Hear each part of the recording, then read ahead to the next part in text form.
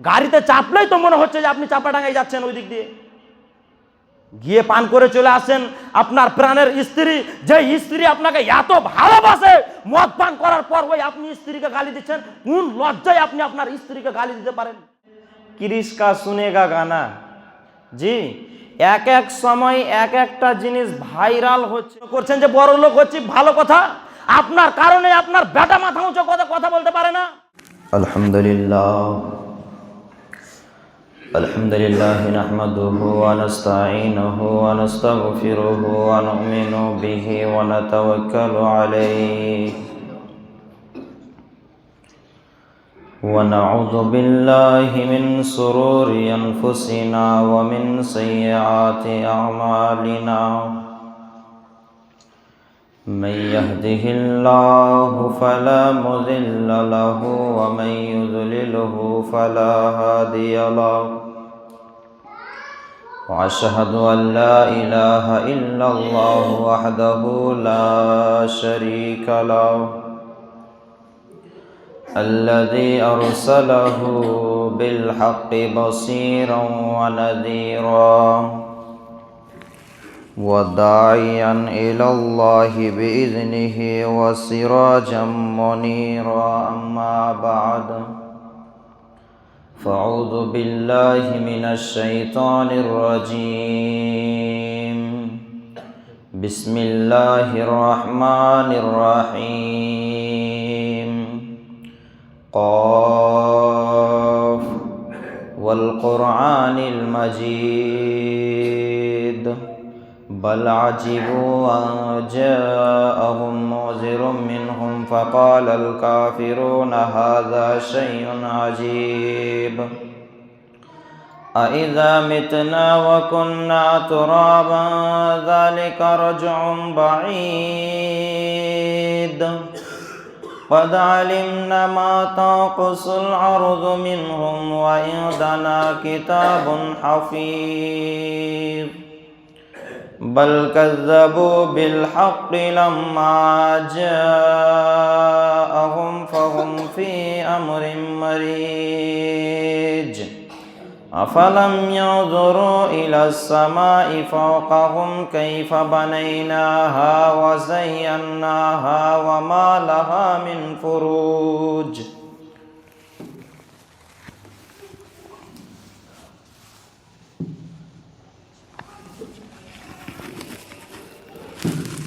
نحمده ونصلي على رسوله الكريم.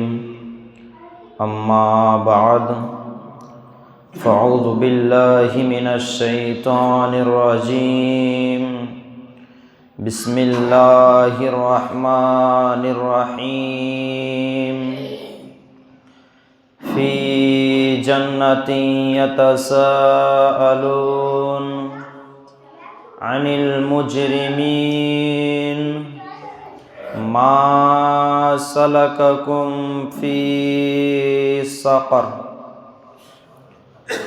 وقال الله تعالى أعوذ بالله من الشيطان الرجيم. إن جهنم كانت مرصادا. وقال النبي صلى الله عليه وسلم عن أبي هريرة رضي الله تعالى عنه قال سئل رسول الله صلى الله عليه وسلم عن أكثر ما يدخل الناس الجنة فقال تقوى الله وحسن الخلق. وسئل عن أكثر ما يدخل الناس النار فقال الفم والفرج. শ্রদ্ধেয় সম্মানিত মনিরামপুর গ্রামের বাপ ও ভাইয়েরা, মাইকের মাধ্যম দিয়ে সুন্নেওয়ালি মায়ের জাত, বোনের জাত, মা, খালা ও বোনেরা, সমস্ত তারিফ, সমস্ত প্রশংসা, সমস্ত গুণগান, গুণকীর্তন সেই মহান আল্লাহ রাব্বুল আলামিনের জন্য। যিনি আমাদেরকে পবিত্র জুমার মসজিদে আসার তৌফিক ইনায়াত করেছেন, সেই মহান মনিবের প্রশংসা, যেই মহান মনিব আমাকে বলার, আপনাদেরকে শ্রবণ করার তৌফিক ইনায়াত করেছেন, তাই তিনার দরবারে প্রশংসা আদায় করে থাকি, বলি আলহামদুলিল্লাহ। তিনার পরে পরে আমাদের ধর্মের গুরু, কর্মের নেতা মা আমিনার লাল মরুর দুলাল, তাজদারে মাদানী, নবিকুল সরমনি, ইমামুল আম্বিয়া, মেহবুবে কিবরিয়া, নবী মক্কি, নবী মাদানী, নবী ইয়াসির, নবী আহম্মদ, নবী মুহাম্মদুর রাসূলুল্লাহ সাল্লাল্লাহু আলাইহি ওয়াসাল্লামের উপর শতকোটি শান্তির ধারা বিবর্ষিত হোক। আল্লাহুম্মা আমিন। আল্লাহুম্মা সাল্লি আলাইহি, আল্লাহুম্মা বারিক আলাইহি। আজকে আমি আপনাদের সামনে কোরআনুল কারীম দুই জায়গা থেকে দু চারটি আয়াত পেশ করেছি। হাদিসে নবাবী তিরমিজি শরীফ থেকে একটা হাদিস পেশ করেছি। আয়াত এবং হাদিসকে সামনে রেখে অল্প সময়ে গুটি কয়েক কথা বলবো। যদি মাবুদ তৌফিক দেন তো আলাইহি তাওয়াক্কালতু ওয়া ইলাইহি উনিব। বক্তব্য শুরু করার পূর্বে জরুরি দুই একটি কথা, তার মধ্যে এক নাম্বার কথা হচ্ছে এই, আমি এখানে যতক্ষণ কথা বলবো কোরআন এবং হাদিস থেকেই কথা বলবো। অযথা কথা বলে সময় নষ্ট করব না ইনশাআল্লাহ। দলিল দিতে গিয়ে যদি মিস্টেক হয়ে যায় তাহলে নামাজের শেষে জানাবেন, ইনশাআল্লাহ সংশোধন করে নিব। তার মধ্যে আর একটা কথা হচ্ছে এই, আপনারা চুপচাপ বসে থাকুন, একে অপরের সাথে গল্প করিয়েন না। ইনশাআল্লাহ আজকে আপনার কিছু না কিছু উপকার হবেই হবে। আজকে আমার আলোচ্য বিষয় হচ্ছে জাহান্নামের যাওয়ার কয়েকটি ভাইরাল কারণ। ভাইরাল বলতে যারা মোবাইল চালাচ্ছেন, ফেসবুক, ইউটিউব দেখছেন, তারা অবশ্যই ভালোভাবে জানেন যে ভাইরাল কাকে বলে। কিছুদিন আগে একটা ভিডিও ভাইরাল হয়েছে, কিরিশ কা সুনেগা গানা। জি, এক এক সময় এক একটা জিনিস ভাইরাল হচ্ছে। আমাদের মধ্যেই কিছু ভাইরাল পাপ আছে যেগুলো মানুষ অহরহ করেই যাচ্ছে, পাপকে পাপ মনেই করে না। সেই সম্পর্কে কয়েকটি হাদিস তুলে ধরবো ইনশাআল্লাহ। বিশ্বনবী সাল্লাল্লাহু আলাইহি ওয়াসাল্লাম হাদিস শরীফের মধ্যে এবং আল্লাহ রাব্বুল আলামিন কোরআনুল কারীমের মধ্যে জাহান্নামে যাওয়ার কয়েকটি কারণ বলেছেন। তার মধ্যে একটা কারণ হচ্ছে কেউ যদি ফরজ সালাত ছেড়ে দেয় তাহলে সে জাহান্নামে যাবে। যদি মানুষ পৃথিবীর বুকে জিনা ব্যভিচার করে তাহলে জাহান্নামে যাবে। সুদখোর জাহান্নামে যাবে। এইভাবে করে আল্লাহ রাব্বুল আলামিন কোরআনুল কারীমে ও নবী মুহাম্মদুর রাসূলুল্লাহ সাল্লাল্লাহু আলাইহি ওয়াসাল্লাম হাদিস শরীফের মধ্যে বলেছেন, এই পাপগুলি যদি আপনার দ্বারাই হয়ে যায়, এর পূর্বে যদি এই পাপগুলি হয়ে গিয়েছে, ঘটে গিয়েছে, তাহলে একটাই রাস্তা রয়েছে, সেই রাস্তাটাই হচ্ছে তওবা। তওবা করে আমাকে আপনাকে ফিরে আসতে হবে। যাই হোক, আল্লাহ রাব্বুল আলামিন কোরআনুল কারীম সূরা মুদ্দাসসিরের মধ্যে বলছেন, ফি জান্নাতি ইয়াতাসাআলুন আনিল মুজরিমিন মা সালাকাকুম ফি সাকার। এই কয়েকটি আয়াতের তাফসীরে একজন লিখছেন যে যখন আল্লাহ রাব্বুল আলামিনের হুকুমে জান্নাতীরা জান্নাতে চলে যাবে এবং জাহান্নামীরা জাহান্নামে চলে যাবে, জান্নাত এবং জাহান্নাম পাশাপাশি রয়েছে। সংক্ষিপ্তে আপনাকে বলছি, জান্নাতীরা আপোষের মধ্যেই গল্প গুজব করতে করতে করতে করতে হঠাৎ করে জাহান্নামের দিকে তাকিয়ে দেখবে ওটা আমার ভাই, ওটা আমার বোন, ওটা আমার গ্রামবাসী, ওটা আমার আত্মীয়, এরা আজকে জাহান্নামের ভিতরে গেল কেন? পৃথিবীর বুকে এক বাড়িতেই বসবাস করেছি, এক মায়ের পেট থেকে জন্মগ্রহণ করেছি, এক গ্রামে বসবাস করেছি, এক এলাকায় বসবাস করেছি, আমি আজকে জান্নাতের ভিতরে চলে এলাম, ওই ব্যক্তিটা জাহান্নামে গেল কেন? তখন জান্নাতীরা দেখতে পাবে জাহান্নামের গেটে একজন দারওয়ান দাঁড়িয়ে রয়েছে, গেটম্যান দাঁড়িয়ে রয়েছে, তার নাম হচ্ছে মালিক। মালিক ফেরেশতাকে এই জান্নাতীরা বলবে, রে মালিক ফেরেশতা, এই ব্যক্তিটা তোমার সামনে দিয়ে জাহান্নামে গেল কেন? জাহান্নামে গেল ওই ব্যক্তিটা পৃথিবীর বুকে এক বাড়িতেই বসবাস করেছি, আমি আজকে জান্নাতের ভিতরে চলে এলাম, ওই ব্যক্তিটা জাহান্নামে গেল কেন? তখন মালিক ফেরেশতা বলবে, বন্ধুরে আমাকে কেন জিজ্ঞাসা করছো? তোমরাই সরাসরি জাহান্নামীদেরকে জিজ্ঞাসা করো। জান্নাতীরা সরাসরি জাহান্নামীদেরকে জিজ্ঞাসা করবেন, মা সালাকাকুম ফি সাকার, রে সাকার নামক জাহান্নামীবাসী ভাইয়েরা, পৃথিবীর বুকে এক বাড়িতেই বসবাস করেছি, এক মায়ের পেট থেকে জন্মগ্রহণ করেছি, এক এলাকায় বসবাস করেছি, আমি আজকে জান্নাতের ভিতরে চলে এলাম, তুমি আজকে জাহান্নামের ভিতরে গেলে কেন? কেন গেলে? উত্তরটা তোমরা দাও, যেহেতু তোমরা জাহান্নামের ভিতরে গিয়েছো।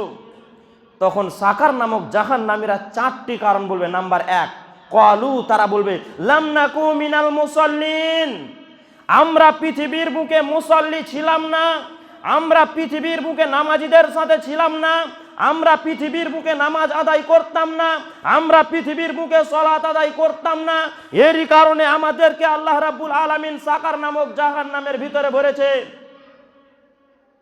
জি, 1 নম্বর কারণ, সাকার নামক জাহান্নামবাসীরা বলবে, আমরা পৃথিবীর বুকে নামাজ পড়তাম না, এর কারণেই আমাদেরকে আল্লাহ রাব্বুল আলামিন জাহান্নামের ভিতরে ভরেছে।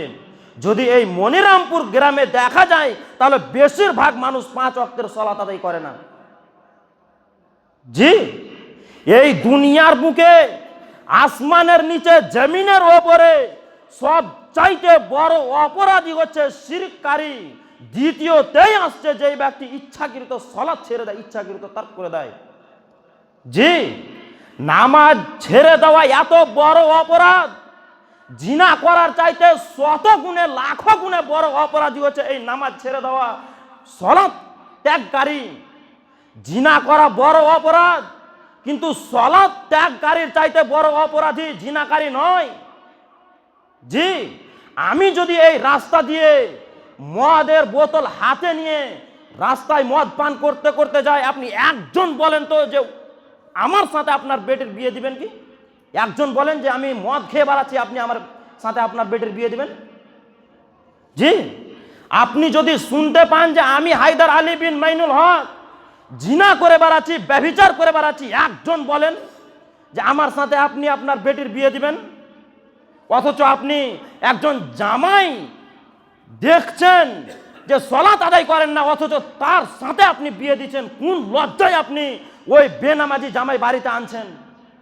জি, জামাই দেখতে যাচ্ছেন, আপনি গিয়ে জিজ্ঞাসা করছেন যে 5 ওয়াক্তের নামাজ পড়ো, হাসতে হাসতে বলছেন নামাজ পড়ি না, শুক্রবারেরটা পড়ি, তারপরেও আপনি তার সাথে বিয়ে দিচ্ছেন। কোন লজ্জায় আপনি বিয়ে দিচ্ছেন? এই সালাত এমনই একটা ইবাদত, যেই ইবাদত মানুষের সুবিধা অসুবিধা বুঝে না। এই নামাজ এমনই একটা ইবাদত, যেই ইবাদত মানুষের অজুহাত শুনে না। আসমানের নিচে, জমিনের ওপরে এমন কোনো কারণ নাই, এমন কোনো অজুহাত নাই যেই অজুহাত সালাতের ব্যাপারে শুনে নিবে। সালাত যদি আপনি দাঁড়িয়ে আদায় করতে না পারেন, তাহলে বসে সালাত আদায় করুন। যদি বসেও সালাত আদায় করতে না পারেন, তাহলে শুয়ে শুয়ে সালাত আদায় করুন, ইশারায় সালাত আদায় করুন, কিন্তু আপনাকে সালাত আদায় করতেই হবে যে কোনো মূল্যে। জি, সালাতের জন্য জরুরি কিবলা। যদি আপনি কিবলা বুঝতে না পারেন, তাহলে বিনা কিবলাই সালাত আদায় করুন। সালাতের জন্য জরুরি পাক কাপড়। যদি আপনার কাছে পাক কাপড় না থাকে, তাহলে না পাক কাপড়েই সালাত আদায় করুন। যদি আপনার কাছে কোনো রকমের কাপড় না থাকে, তাহলে আপনি উলঙ্গ হয়ে সালাত আদায় করুন, কিন্তু আপনাকে সালাত আদায় করতেই হবে। সালাত আদায় করতে হবে না, করতেই হবে যে কোনো মূল্যে। জি, কোটি কোটি টাকা দান করছেন, এতিম ফকির মিসকিনদেরকে দেখছেন, রমজান মাসে সিয়াম পালন করছেন, কিন্তু সালাত আদায় করেন না। মনে রাখবেন, জেনে রাখবেন, রাসূল সাল্লাল্লাহু আলাইহি ওয়াসাল্লাম হাদিস শরীফের মধ্যে বলেছেন, আউয়ালু মা ইউহাসাবু বিহিল আবদু ইয়াউমাল কিয়ামাতি সালাহ। কিয়ামতের দিন আল্লাহ রাব্বুল আলামিন মানুষের হিসাব শুরু করবেন সর্বপ্রথম সালাত দিয়ে। যদি মানুষের সালাত গ্রহণযোগ্য হয় তাহলে সমস্ত আমল গ্রহণীয় হবে, আর যদি সালাত বাতিল হয়ে যায় তাহলে সমস্ত আমল বাতিল হয়ে যাবে।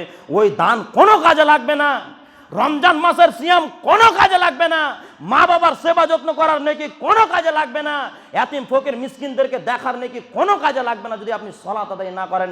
এই সালাত এমনই একটা ইবাদত, যেই ইবাদত মানুষের সুবিধা অসুবিধা, মানুষের কোনো রকমের অজুহাত শুনে না। জি, 1 নম্বর সাকার নামক জাহান্নামীরা বলবে যে আমরা পৃথিবীর বুকে নামাজ পড়তাম না, আমরা পৃথিবীর বুকে নামাজিদের সাথে ছিলাম না, তার কারণে আমাদেরকে জাহান্নামের ভিতরে আসতে হয়েছে। নাম্বার 2, ওয়ালাম নাকুনু নুতঈমুল মিসকিন, আমরা মিসকিনদেরকে খাবার খিলাতাম না।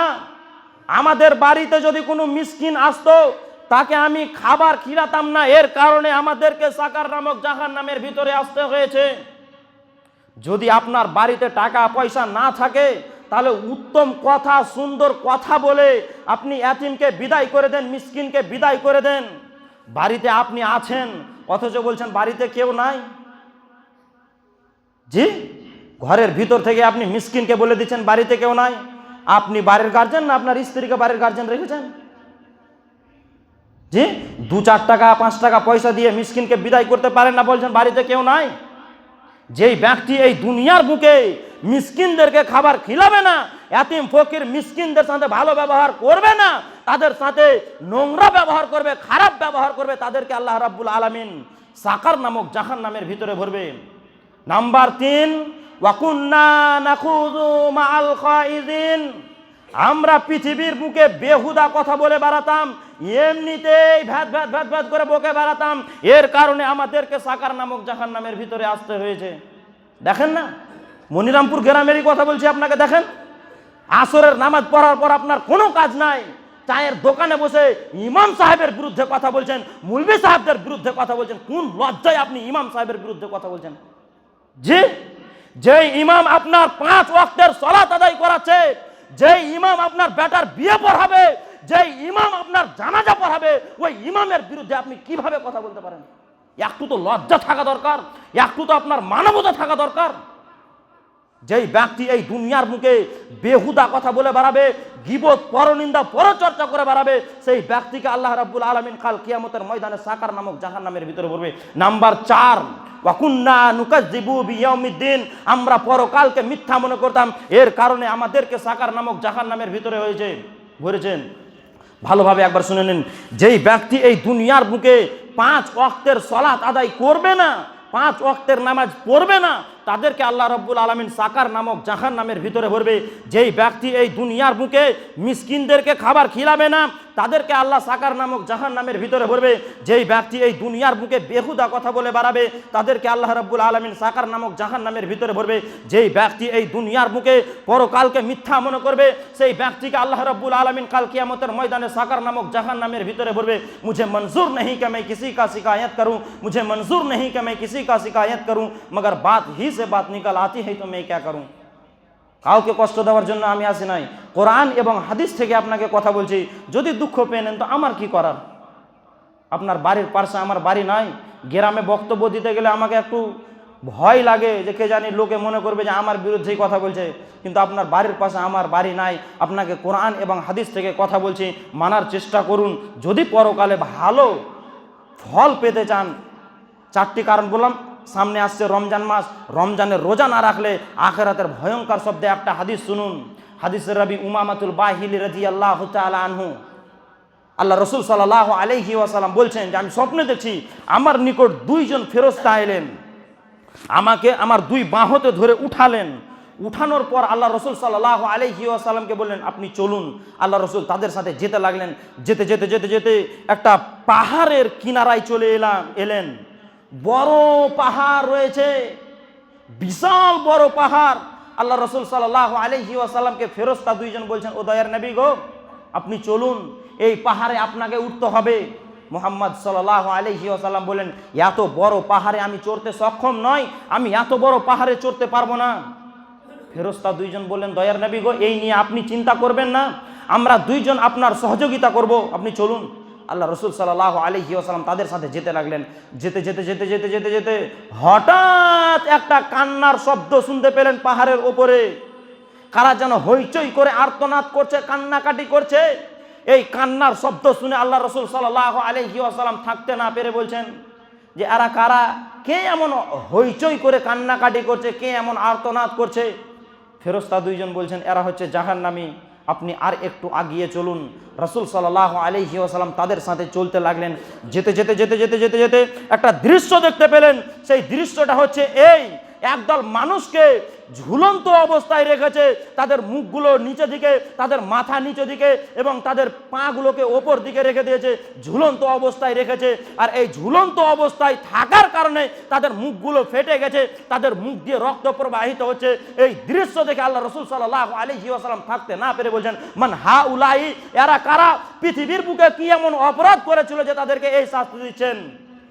ফেরেশতা দুইজন বলছেন হাউলা ইল্লাযিনা ইফতিরুনা ক্বাবলা তাহিল্লাতিস সাওমিহিম, এরা হচ্ছে আল্লাহর ওই সমস্ত নাফরমান বান্দা এবং বান্দিরা, এরা হচ্ছে আল্লাহর ওই সমস্ত নাফরমান বান্দা এবং বান্দিরা যারা পৃথিবীর বুকে রমজান মাসকে পেয়েছিল, যারা পৃথিবীর বুকে সিয়ামের মাসকে পেয়েছিল, অথচ মধ্য টাইমে সিয়াম ছেড়ে দিত, ইফতারির পূর্বে ইফতার করে নিত। তার কারণে তাদেরকে এই শাস্তি দিচ্ছেন। যারা এই দুনিয়ার বুকে রমজান মাসকে পাওয়ার পরেও রমজান মাসের সিয়াম পালন করবে না, ইফতারের পূর্বে ইফতার করে নেবে, তাদেরকে আল্লাহ রাব্বুল আলামিন সেই শাস্তি দিবেন যেই শাস্তি রাসূল সাল্লাল্লাহু আলাইহি ওয়াসাল্লাম দেখে এসেছিলেন। এক পর্যায়ে আল্লাহ রাসূল সাল্লাল্লাহু আলাইহি ওয়াসাল্লাম দেখছেন যে একটা নহর রয়েছে, রক্তের নহর। রক্তের নহরের মধ্যখানে একজন ব্যক্তি দাঁড়িয়ে রয়েছে। ওই ব্যক্তি যখন ওপর দিকে উঠার চেষ্টা করছে, কিনারায় থাকা ব্যক্তিটি বড় পাথর মেরে তার মুখকে চোট করে, বড় পাথর মেরে তার মুখকে চূর্ণ বিচূর্ণ করে দিচ্ছে, আবার সেই জায়গায় তাকে ভরে দিচ্ছে যেই জায়গায় সে পূর্বে ছিল। এই দৃশ্য দেখে আল্লাহ রাসূল সাল্লাল্লাহু আলাইহি ওয়াসাল্লাম থাকতে না পেরে বলছেন মান হাউলাই, এরা কারা, এই ব্যক্তি পৃথিবীর মুখে কি এমন অপরাধ করেছিল?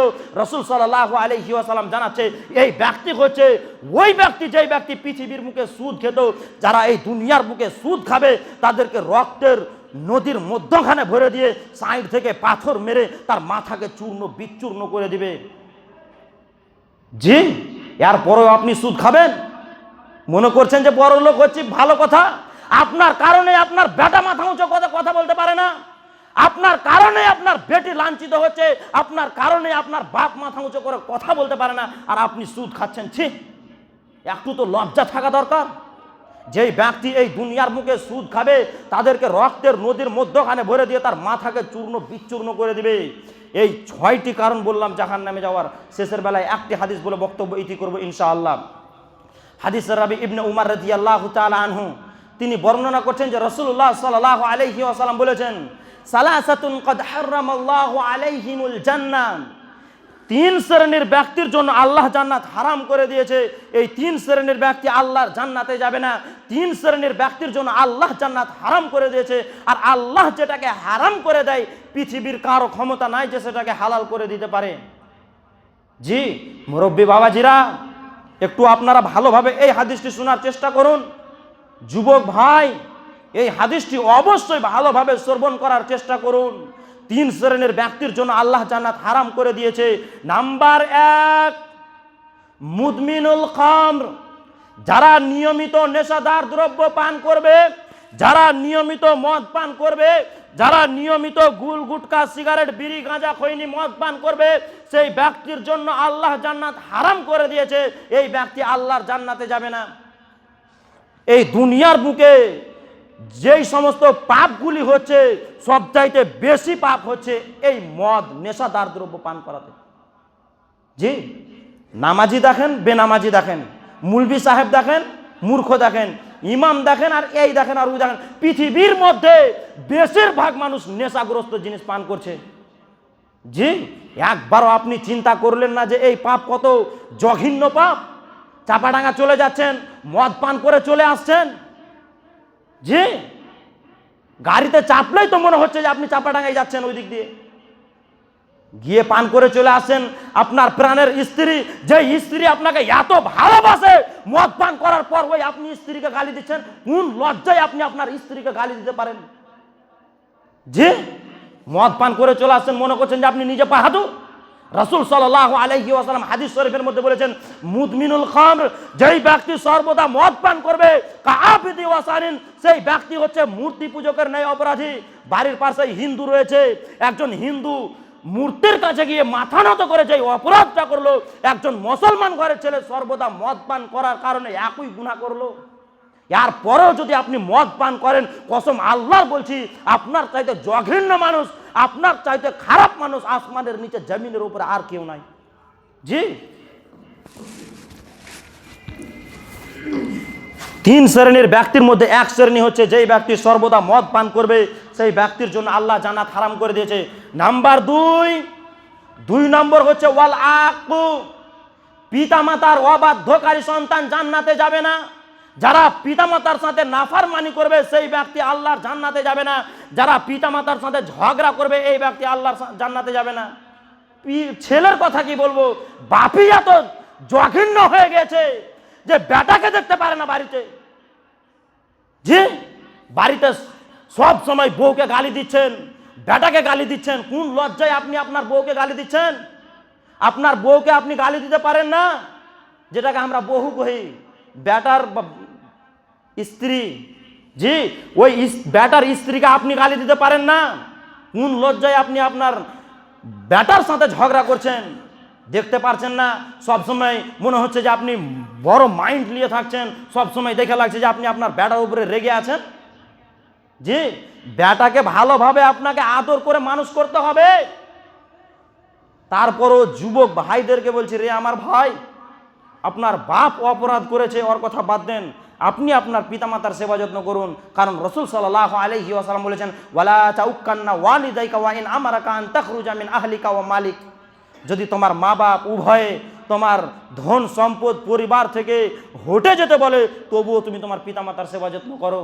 অপর একটা হাদিসে আল্লাহ রাসূল সাল্লাল্লাহু আলাইহি ওয়াসাল্লাম বলেছেন, হুমা জান্নাতুকা ওয়া নারুকা, পিতামাতাই তোমার জান্নাত, পিতামাতাই তোমার জাহান্নাম। মা বাপ খারাপ ব্যবহার করছে, ও মা বাপের হিসাব মা বাপ দিয়ে দিবে। আপনি আপনার পিতামাতার সেবা যত্ন করুন। নাম্বার 3, ওয়া দায়ুস, দায়ুস আল্লাহর জান্নাতে যাবে না। দায়ুসটাকে আল্লাহ রাসূল বলছেন, আল্লাযী ইউকিররু ফি আহলিল খাবাসা, যেই ব্যক্তি তার নিজের বাড়িতে বেপরদা সুযোগ দিয়ে রাখবে, যার স্ত্রী বেহায়া হয়ে কেনাকাটা করে বেড়াবে, যার স্ত্রী বেহায়া হয়ে উলঙ্গ হয়ে পুকুরে গোসল করবে, এই ব্যক্তি হচ্ছে দায়ুস। আর এই ব্যক্তির জন্য আল্লাহ জান্নাত হারাম করে দিয়েছে। দায়ুসের ব্যাখ্যা আমরা করি যে বাড়িতে স্ত্রী আছে, তারপরও স্বামী কাজ করে দিচ্ছে, বাড়িতে স্ত্রী অসুস্থ হয়ে আছে, আপনি আপনার স্ত্রীর পাটি বেঁধেছেন, ভাত রান্না করে দিচ্ছেন, আপনি দায়ুস নন। মনিরামপুর গ্রামের মানুষ আপনাকে দায়ুস বলতে পারে, কোনো অসুবিধা নাই। কিন্তু আল্লাহর নবী সাল্লাল্লাহু আলাইহি ওয়াসাল্লাম বলেছেন, আল্লাযী ইউকিররু ফি আহলিল খাবাসা, যেই ব্যক্তি তার নিজের বাড়িতে বেপরদা সুযোগ দিয়ে রাখবে, এই ব্যক্তি হচ্ছে দায়ুস। এই ব্যক্তির জন্য আল্লাহ জান্নাত হারাম করে দিয়েছে। যাই হোক, পরিশেষে আপনাকে একটাই কথা বলবো, বক্তব্য যদি গোটাই ভুলে যান তো ভুলে যান, শেষের বেলায় আপনাকে একটাই কথা বলবো, এই কথাটা আপনি ভালোভাবে মনোযোগ দিয়ে শোনার চেষ্টা করুন। আপনার দ্বারাই যত অপরাধ হচ্ছে হোক, কোনো অসুবিধা নেই, হোক, করেন আপনি অপরাধ, কিন্তু এই দুনিয়ার মুখে বেঁচে থাকাকালীন 5 ওয়াক্তের সালাত আদায় করুন। জিনা করার অভ্যাস আছে, আপনি জিনা করে এসে গোসল করে সালাত আদায় করুন। মদ পান করার অভ্যাস আছে, মদ পান করে এসে গোসল করে আপনি সালাত আদায় করুন। জি, এই দুনিয়ার মুখে যত অপরাধ আছে আপনি করেন, কিন্তু অন্তত 5 ওয়াক্তের সালাত টাইমে টাইমে আদায় করুন। কারণ আল্লাহ তাবারাক ওয়া তাআলা বলেছেন, ইন্নাস সালাতা তানহা আনিল ফাহশাই ওয়াল মুনকার, নিশ্চয় সালাত মানুষকে অশ্লীল কাজ, অসৎ কাজ, নোংরা কাজ, খারাপ কাজ থেকে বিরত রাখে। যত পাপ করছেন করেন, কিন্তু অন্তত 5 ওয়াক্তের সালাতটা আদায় করুন। 5 ওয়াক্তের সালাত যেই ব্যক্তি আদায় করে না, ইসলাম ধর্মের মধ্যে ওই ব্যক্তির কোনো রকমের জায়গা নাই। আমি আজকেই শুনছিলাম বক্তব্য, সকালবেলায় আমাদের মসজিদের ইমাম আমাকে পাঠালছে, ওয়াল্লাহি আল্লাহর কসম করে বলছি, মতিউর রহমান মাদানী হাফেজাহুল্লাহ, উনি বলছেন যে কোনো মানুষ যদি সালাত আদায় না করে, যদি সালাত ছেড়ে দেয়, সালাত আদায় না করে, তাহলে মিরাজ থেকে ওই ব্যক্তি ভাগ সুদ্ধা পাবে না। আমি সালাত আদায় করছি, আমার ভাই ভাগ পাবে না যদি সালাত আদায় না করে।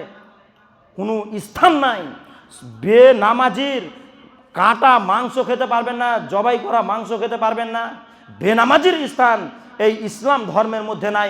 পরিশেষে আল্লাহর কাছে দোয়া করব, হে আল্লাহ, তুমি আমাদেরকে 5 ওয়াক্তের সালাত আদায় করার তৌফিক দান করো। সকলে বলুন আল্লাহুম্মা আমিন।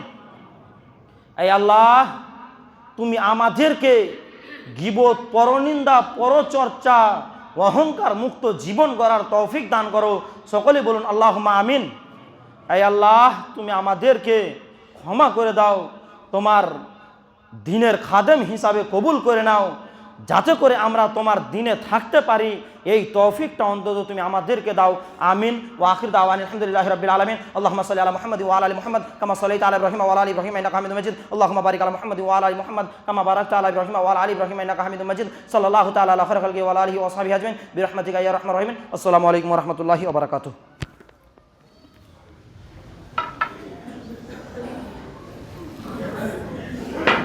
ও